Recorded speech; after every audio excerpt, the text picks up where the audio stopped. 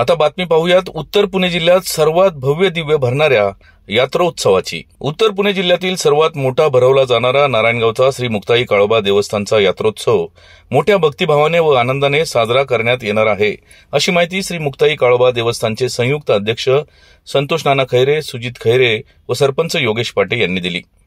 रविवार दिनांक 17 रोजी कांबळा बैठकीचे आयोजन करण्यात आले होते, यावेळी ते बोलत होते। याप्रसंगी ग्रामस्थांनी वर्गणी कांबळ्यावर आणून देण्याचे आवाहन देखील करण्यात आले। मुक्ताई व काळोबा देवस्थानची यात्रा दिनांक 26 एप्रिल ते 2 मे अशी 7 दिवस होणार आहे।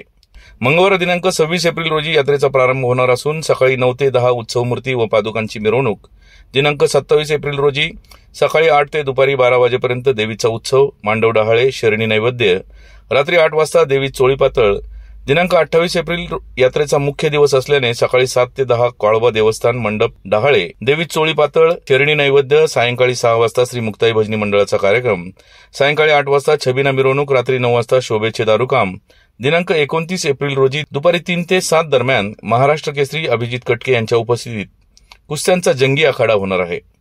दिनांक 30 एप्रिल रोजी सायंकाळी 5 वाजता डॉक्टर बाबासाहेब आंबेडकर यांच्या जयंतीनिमित्त प्रतिमेचे बाजारपेठेतून मिरवणूक काढण्यात येणार आहे। सतत 7 दिवस तमाशा सप्ताह म्हणजेच रोज रात्री 10 वाजता लोकनाट्याचा कार्यक्रम होणार आहे। ब्युरो रिपोर्ट, आपला आवाज, नारायणगाव।